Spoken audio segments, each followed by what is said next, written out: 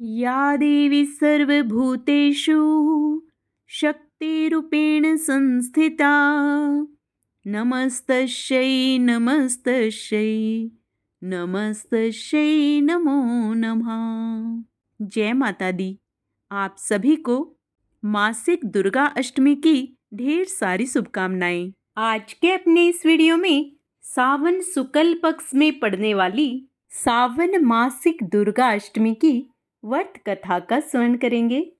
अपना वीडियो शुरू करने से पहले आप सभी से विनम्र प्रार्थना है, यदि आपको मेरे वीडियोस उपयोगी व अच्छे लगें तो कृपया चैनल को सब्सक्राइब अवश्य कर लें, ताकि लगातार आपका और हमारा साथ बना रहे। वीडियो यदि पसंद आए तो लाइक एंड शेयर भी कर दें।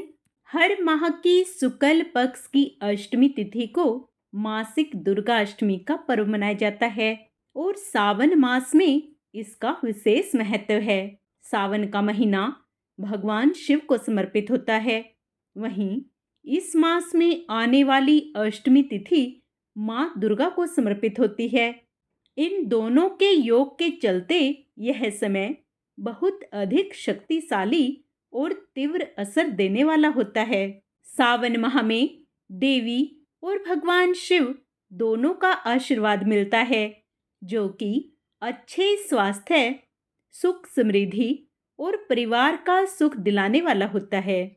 इस दिन व्रत रखने से वैवाहिक जीवन में सुख और प्रेम बढ़ता है। संतान प्राप्ति, शिक्षा, कैरियर आदि में आ रही बाधाओं को दूर करने के लिए यह दिन बहुत लाभदायक माना जाता है।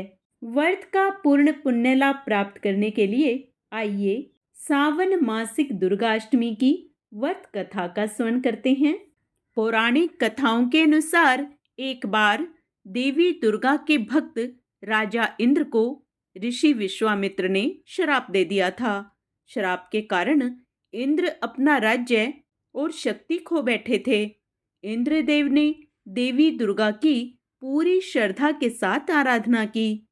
इससे देवी दुर्गा प्रसन्न हुई और इंद्र को श्राप से मुक्ति दिलाई। इंद्र ने देवी दुर्गा का आभार व्यक्त किया व वरदान मांगा।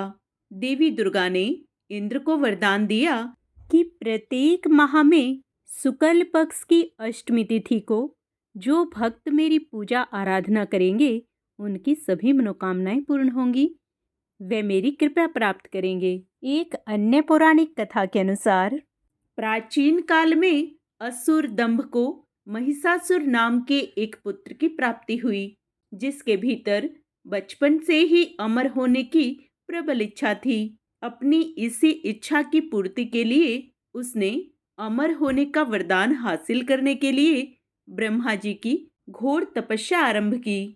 महिषासुर द्वारा की गई इस कठोर तपस्या से ब्रह्मा जी अत्यंत प्रसन्न हुए और उसे मन चाहा वरदान मांगने को कहा।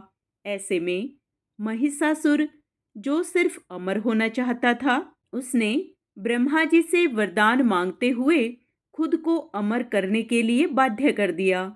परंतु ब्रह्मा जी ने महिषासुर को अमरता का वरदान देने की बात ये कहते हुए टाल दी कि जन्म के बाद मृत्यु और मृत्यु के बाद जन्म निश्चित है, इसलिए अमरता जैसी किसी बात का कोई अस्तित्व नहीं है। जिसके बाद ब्रह्मा जी की बात सुनकर महिषासुर ने उनसे एक अन्य वरदान मांगने की इच्छा जताई और कहा कि ठीक है स्वामी, यदि मृत्यु होना तय है तो मुझे ऐसा वरदान दे दीजिए कि मेरी मृत्यु किसी स्त्री के हाथ से ही हो। इसके अलावा अन्य कोई दैत्य, मानव या देवता कोई भी मेरा वध ना कर सके। जिसके बाद ब्रह्मा जी ने महिषासुर को दूसरा वरदान दे दिया। ब्रह्मा जी के द्वारा वरदान प्राप्त करते ही महिषासुर अहंकार से अंधा हो गया और इसके साथ ही बढ़ गया उसका अन्याय। मौत के भय से मुक्त होकर उसने अपनी सेना के साथ पृथ्वी लोक पर आक्रमण कर दिया। इससे धरती पर चारों तरफ तबाही मच गई। उसके बल के आगे समस्त जीवों और प्राणियों को नतमस्तक होना ही पड़ा।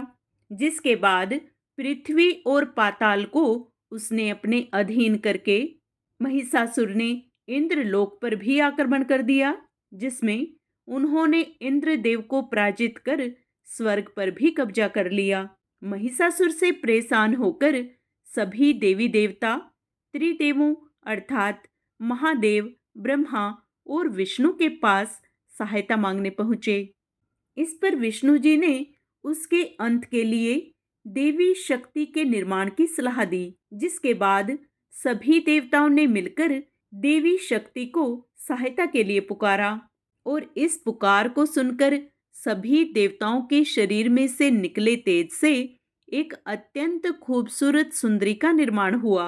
उसी तेज से निकली माँ आदि शक्ति, जिसके रूप और तेज से सभी देवता भी आश्चर्यचकित हो गए।